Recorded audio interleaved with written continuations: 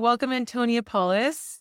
Today, Antonia is going to be talking about how to build a sustainable career through strategic management. And we just briefly exchanged now, and she's going to be telling us about the difference between management and booking in the classical music industry. She was previously working with an agency, IMG Artists, and has now co-founded her own boutique agency. Antonia, welcome. I know your Instagram is full of relevant issues that matter a lot to artists today, whether that's gender or racism or current events. So we're excited to hear your take on things and hear from your expertise. Great. Thank you so much for the introduction.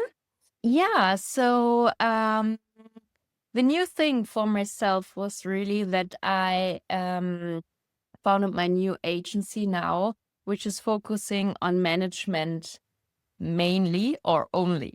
So what I experienced in the past is that agencies do both or pretend to do both. They book concerts and they offer management, and it's mixed.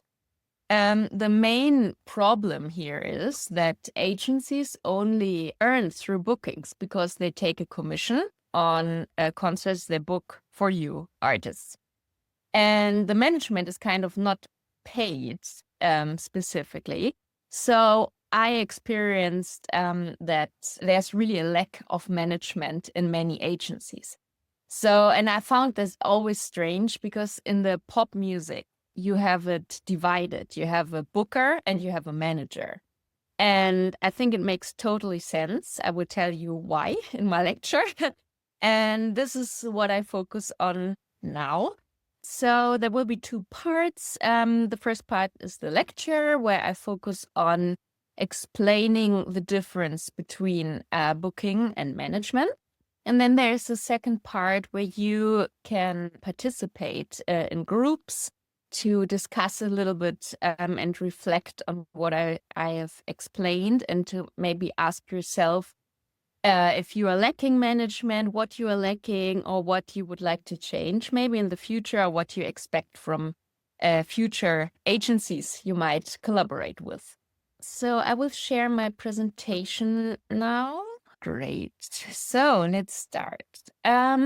So we will have 4 points, key points in the lecture. The first is where I explain the difference between booking and management. Then I will talk about why long-term strategies, in my opinion, matter. And I will also talk a little bit about tools of sustainable management. And then I give you some case insight of 2 artists that I picked. So when I tell artists and they reach out to me and they ask, so what are you doing? What can you offer? And I tell them I do management. It's often really the question, what is management? And I'm a little bit surprised because somehow back in the days I thought it's clearer, but often there's really confusion of like, then it's asked, is it PR or what can you do for me? So the difference is really, booking is short term, like, you book concerts, you get a concert engagement, the agent negotiates the fee, and then you go and play there.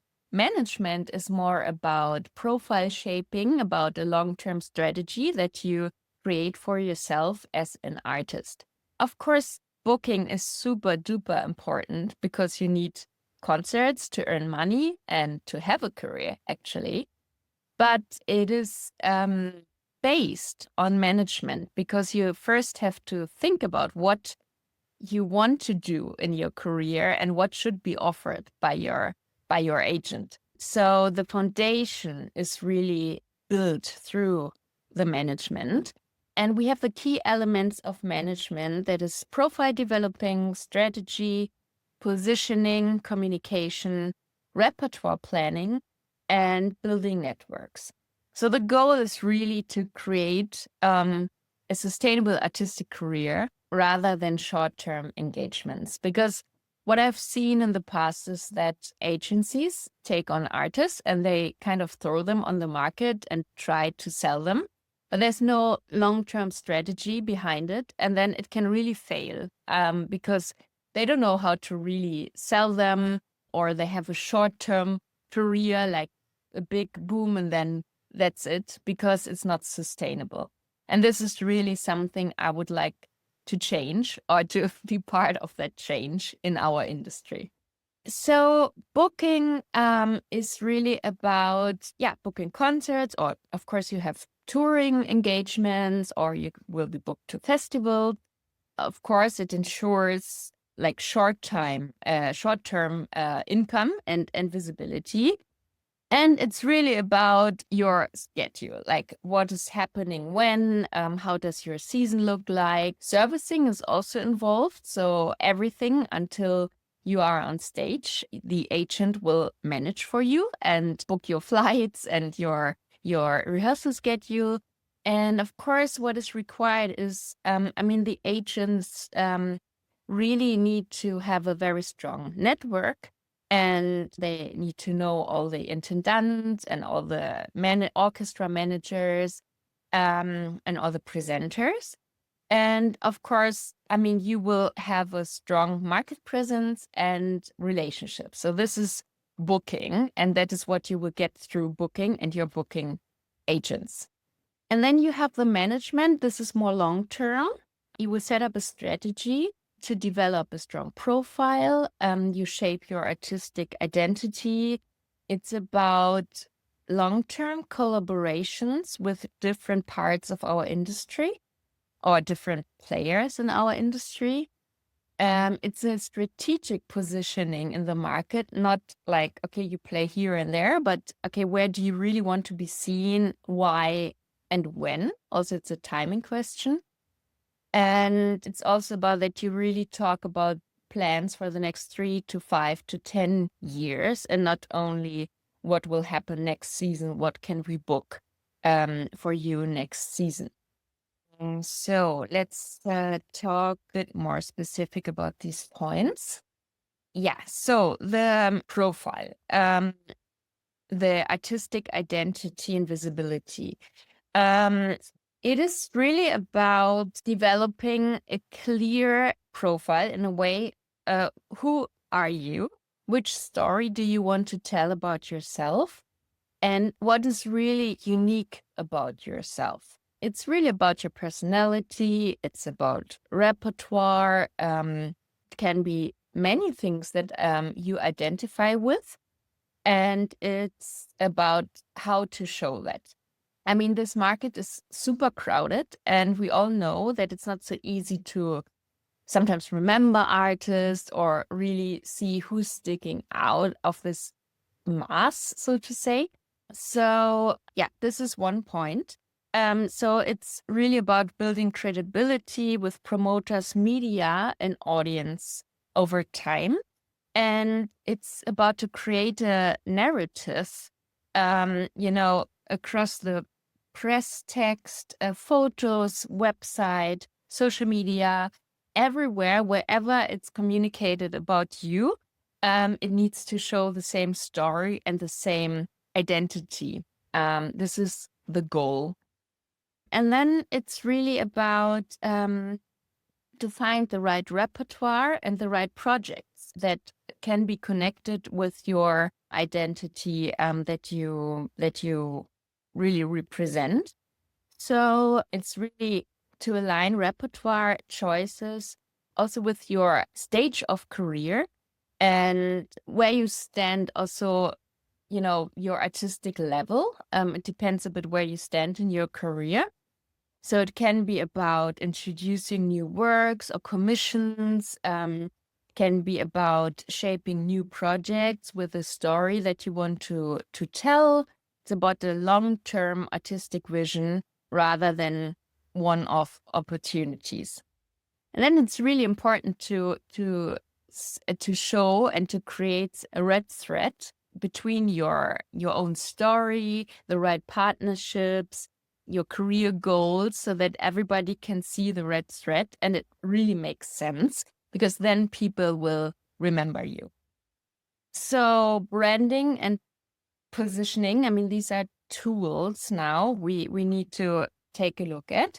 So it's about developing your own artistic brand. As I said, it needs to be shown everywhere the same picture about you. The narrative is important, and also to identify a clear market where you want to be seen and you should be seen. So it's about the genre, the repertoire focus, the audience appeal, and that you really ensure the same narrative on all communication channels. And then it's about thinking about, okay, strategic partnerships. Whom do you really want to work with? For example, when we talk about repertoire, there are certain labels that are interesting for you. I mean, it might be the major labels because it's some themes that are very broad and, I don't know, catchy topics. But for example, if you're if your focus lies on contemporary music or discoveries, maybe there are other labels that suit better. And it's the same with festivals and presenters and institutions, that you really see, okay, who is a good match for your identity, your profile, and who would be good to collaborate with. And then it's also, I mean, that is a little bit like the speaker you heard before about the career pacing. I think that's really a very important part also of the management, that you really have a good plan for the booking activities, like to avoid burnouts and to really stay in balance, to also guarantee some sustainability in your career. Because what often happens is you have so many ideas because you're so creative, and which is wonderful. But then sometimes it's simply too much. And I think the management should channel your ideas and say, okay, this is very good ideas, but this could wait for 3 years because we develop the career differently. And we don't do, like, for example, I don't know, 6 chamber music programs per season and 2 new commission works and so on. It can become too much.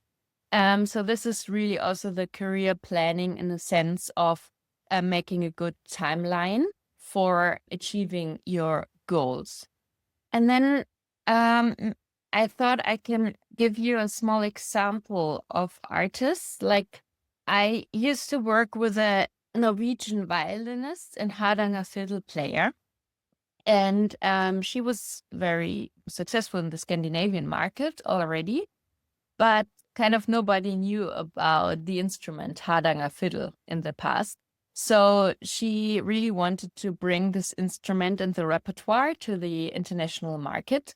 So we said, okay, it's really nice because it's a nice instrument, it's a good repertoire, but how to tell the story? So what we did is we first thought about repertoire. This is something I like to do at the first place because it's the core. But so it's, okay, what is there for Hardanger fiddle? Do you play both instruments at one evening? All these questions. And then it was about what can we do with the repertoire? I mean, arrangements, new commissions. And once we created many programs and repertoire ideas, we came to her as a person, and we thought, okay, we should find a narrative and how to sell her. So it was a lot about her heritage, Norway. People, for example, in Germany love to go to Norway to hike. So there's a whole tourism industry behind it. So we spread the word also in different media and magazines that is simply about traveling. But then, of course, we also approached the media and in the classical music industry. We came from all sides, and then suddenly presenters and festivals, they thought, oh, we somehow we know it. They thought she's everywhere already, but she wasn't. But then they started booking her because the narrative makes sense. Everybody knew, okay, we get this Norwegian, the Scandinavian feeling into our concert halls. It's nice repertoire. It's easy to explain. And then the audience could connect to this artist and to the repertoire. And we also had some lectures about the instrument and explained that. We had many videos on social media. So we came from all sides, also got her on a label, and then suddenly everybody liked the instrument and got to know about the instrument. And that was a case for myself where I saw that how important management is before you even start booking. And it took us almost 1 year to set this up.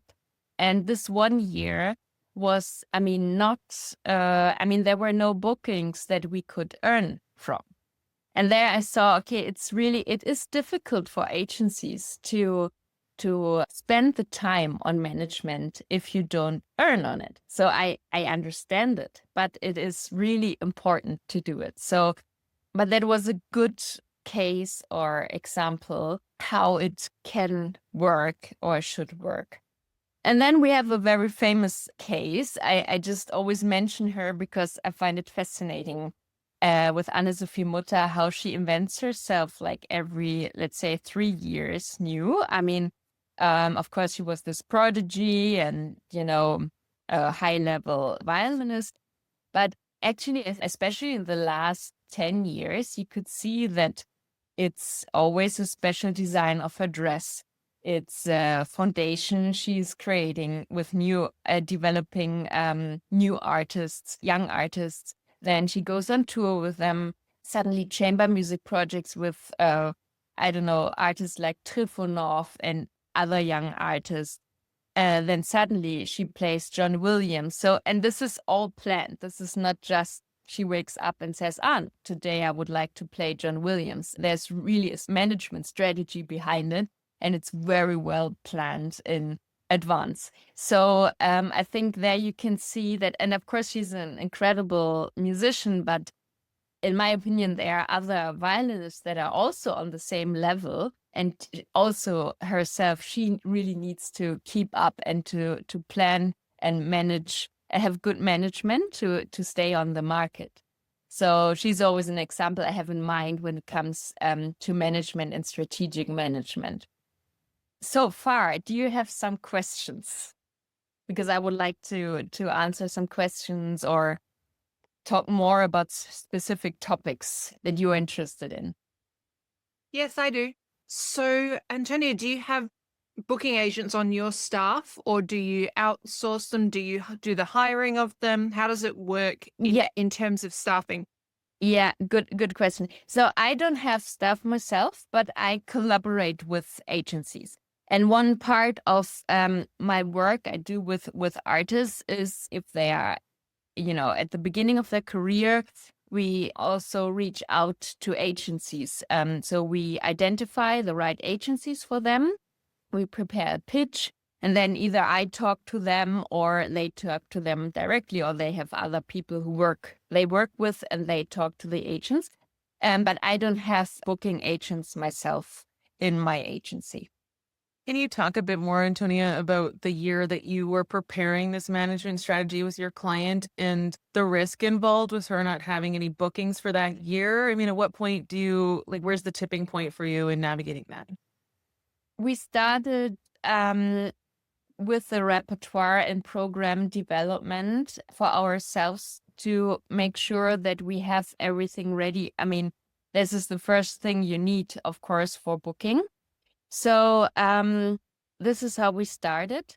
And then we also, it's a question of order, but first we thought we need a CD label to have some outlets of the repertoire. So we prepared that pitch. But before that, we, of course, developed so everything went a bit parallelly, but it's about identifying the artist and what is so special about her as a person. Then the instrument was a big part of this planning, because we had to think about how we present the instrument and to introduce it to the market, which is through repertoire, but also just through explaining, like, how does this instrument work? How does it look like? What is the story of the instrument? The history also in Norway. Yeah, and then we put it all together and had kind of a profile pitch, repertoire programs, and also the whole visuals, like what she's wearing, how do we combine Nordic simplicity with Nordic traditional elements, of the Norwegian costumes.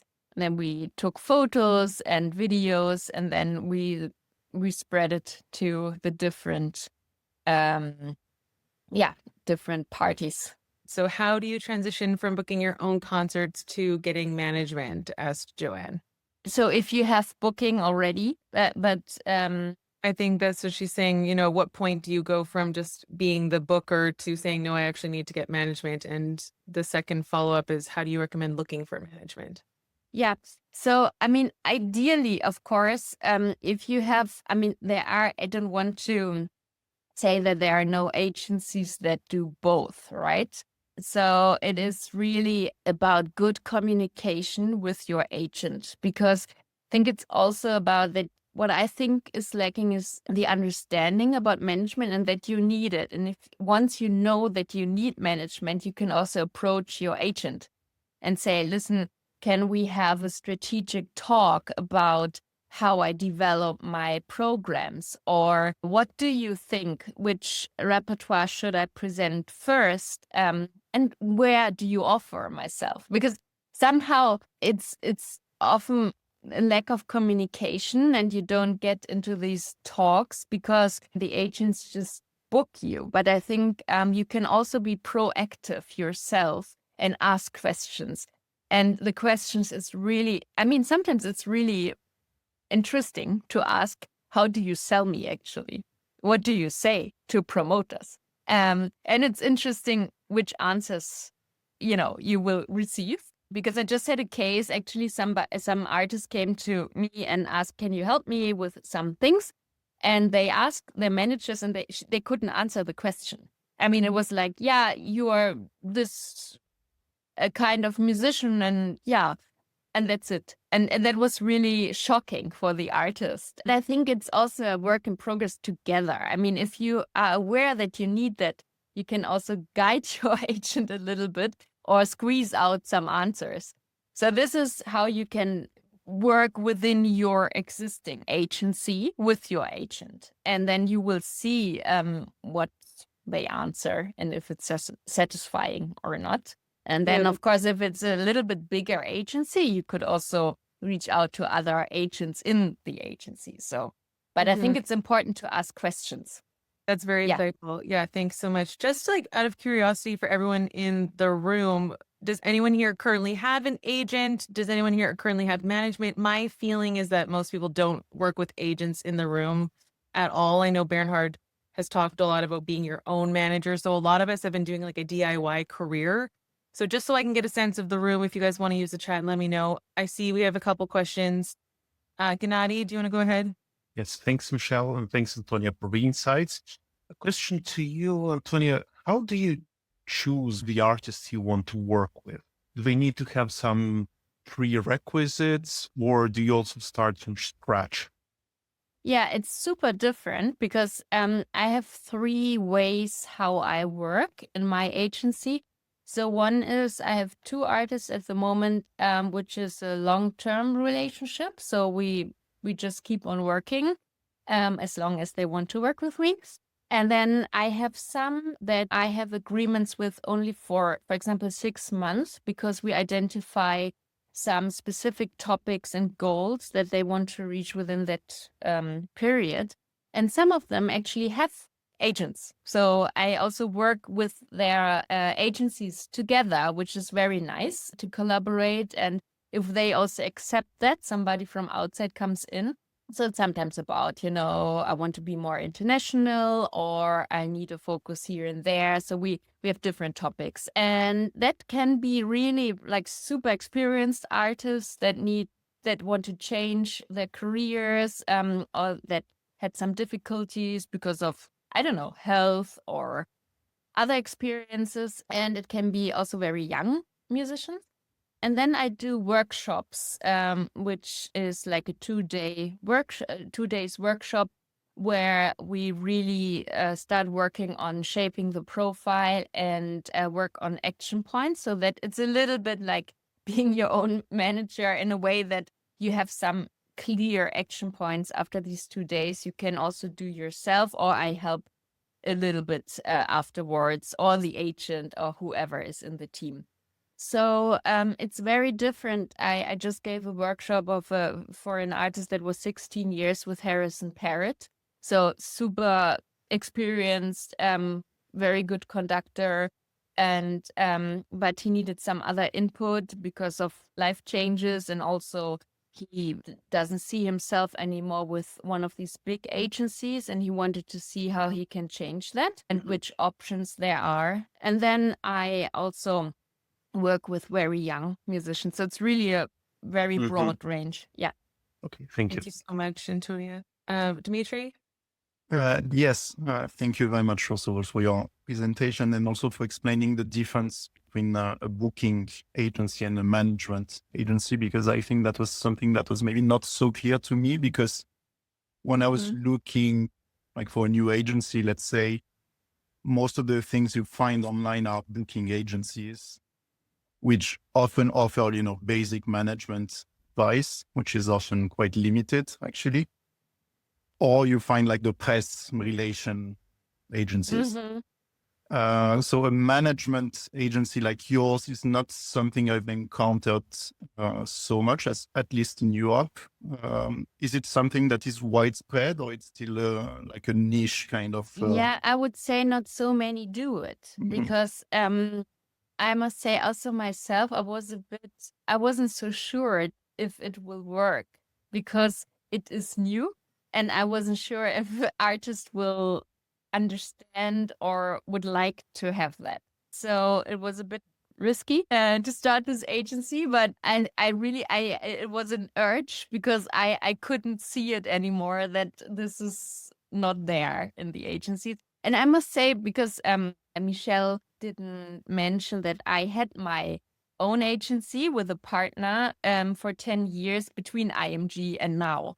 And that was where I have to admit that I also felt, okay, it's of course an economical question that you can't do maybe so much management, because as I said, with this one artist, it was 1 year of almost no income.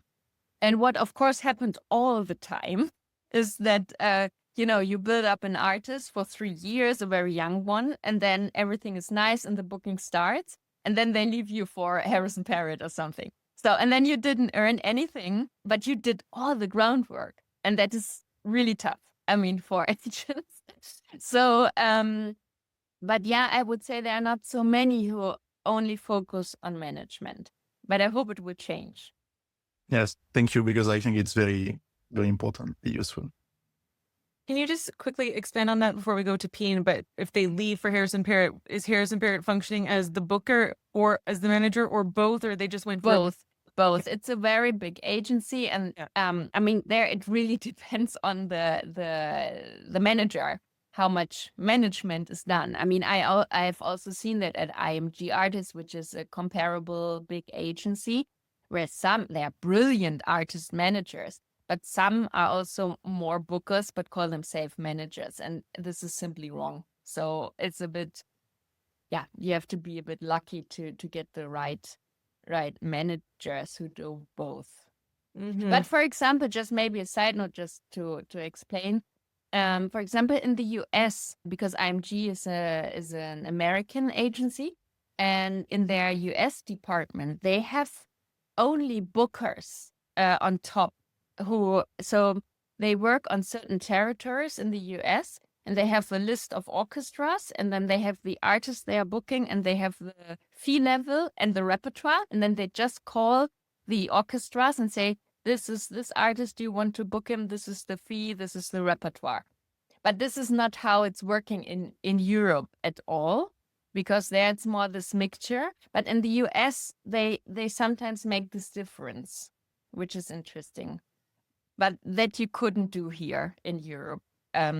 Nobody would take you serious if you make such a call. And why is that? Just briefly? I think because they want a broader picture, that you can explain why this violinist is so fantastic and why it's so unique. And it's not, they want this different conversation. And there it's really, in the US, it's really like selling like a product. with certain agencies, not all the agencies, but they divide it, for example. Interesting. Yeah. Okay, I'd love to dig into that, but we're going to keep going with the questions. Pian? Yes, thank you. Hi. Hi. I really liked your presentation already. I have a question about how can you remain your red thread in your repertoire with different genres? Because I'm an opera singer, but I also do lead, but my main goal is opera. How Mhm. can I keep telling my same story to my audience online and initially to also gain a management in the future? Yeah. I think, of course, it's two different fields, but the connecting point is you as a person. So, of course, you show something in your identity and your personality that is unique. And this you can show on both fields. It doesn't matter on which field. But of course, it's two markets, so to say. So you can't really combine. I mean, you could combine repertoire, of course, if you say you take some repertoire from the like areas or something, you perform in a different setup or something, and you can make a connection there. Of course, if you have, for example, a contemporary focus, this is also one identity you can show on both sides. So there are ways to connect your repertoire ideas also through projects or programming of like recitals or something. I mean, there you can show it, I would say. Yes. Thank you. Naringa, you're next. Yes, I want to say thank you. That was very interesting and very, very useful. So, because you were mentioning IMG artists, I, of course, actually had one conversation with one person from IMG artists on the topic of how much likely a person at the start of their career will get the contract with the agency. And that person told me about the very risky investments, etc. And I just wanted to ask what a person at the start of their career should already have developed or know very for sure that they would have more likely an opportunity to collaborate with an agency. Yes.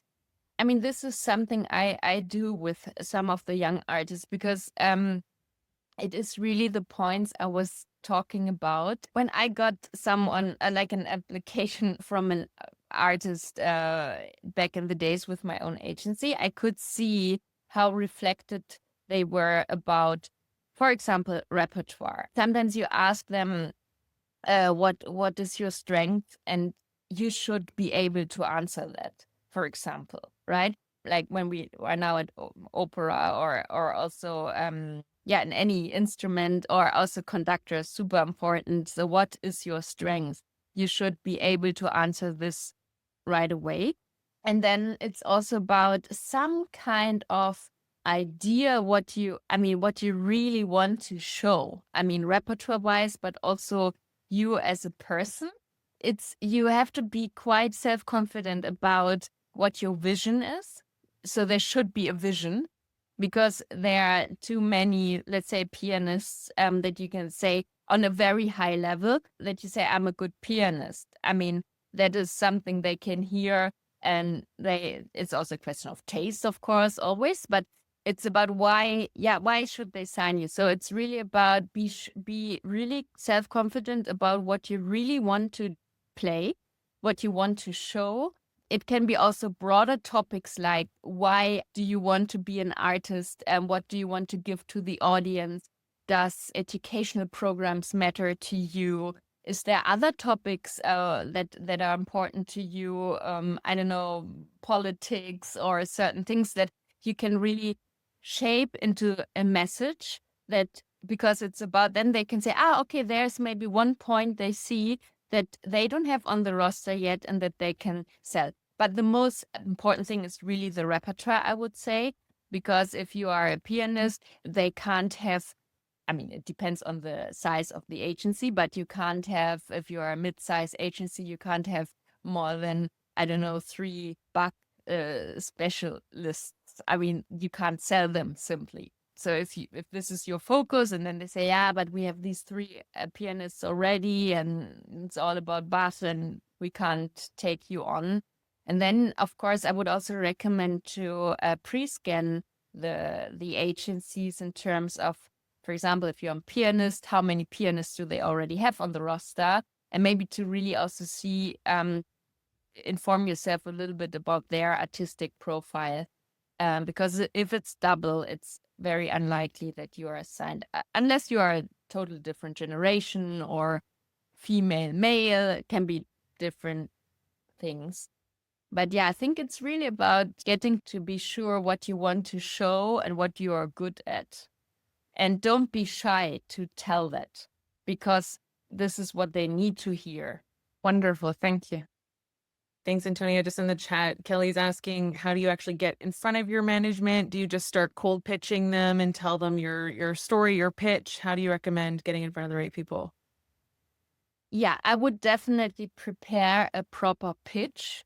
It can be a PDF, it can be a very nice email, it can be a newsletter style. And there you should have it very clear in a good structure, very appealing when it comes to visuals, like but then, you know, to have biography, video links, super important because they need to listen to you, but also, of course, nice photos, maybe some program ideas, your strongest repertoire. Yeah, so this is something I could also prepare a list if it's interesting for the group to share what should be in a pitch. Yeah, I'm I think happy it to would do be that. really beneficial. Yeah, and it is so important to always have in mind that nobody has time. So it needs to be so clear and on point that it's understandable within 5 minutes. And Right. this is the challenge, of course. It's not so easy, but that nobody will read super long emails or click their ways through hundreds of links. This is very important.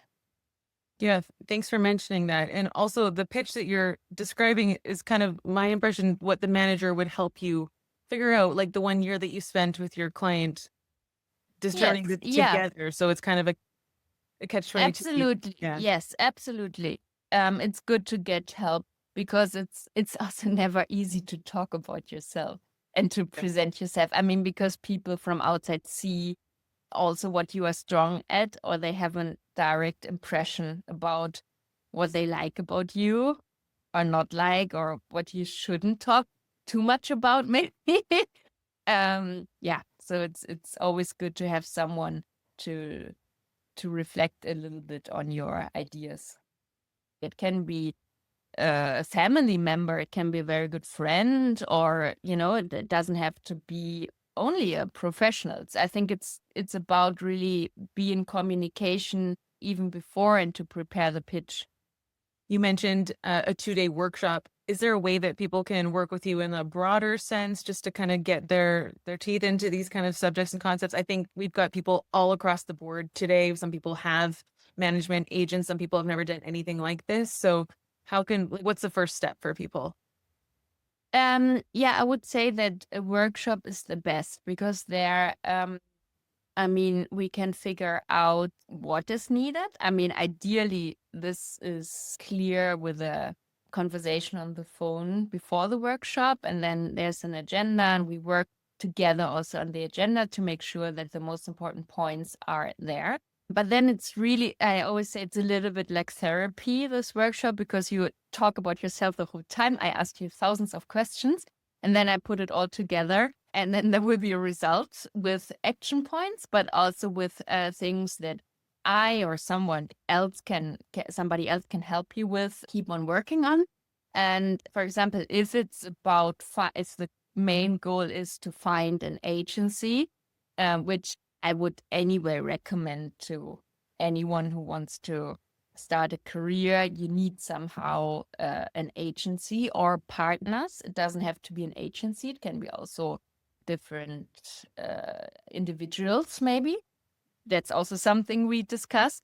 But yeah, then it's really about preparing the profile, the identity to, I mean, it's really, I will ask you also, I don't know, about hobbies, about your family, about what drives you in life. And then we put something together, and it's really interesting because there's always a story, because everyone has a story. Doesn't matter what. I mean, it can be the heritage, it can be an interesting hobby, it can be a crazy story from the past. I don't know. I just had a conductor who used to be a punk in his teenage life and had a punk. He was actually a musician in a punk band. So his whole career, and we identified that has this do-it-yourself mentality. He doesn't want to be a Kapellmeister. He wants to do it himself, and he came quite far with that.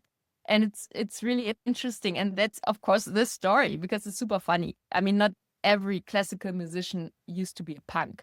So, and he has this mentality still, and he even colors his hair every year in a different color. So, and it's not because he thinks it's a nice PR tool, it's just himself. That's important, that it's authentic.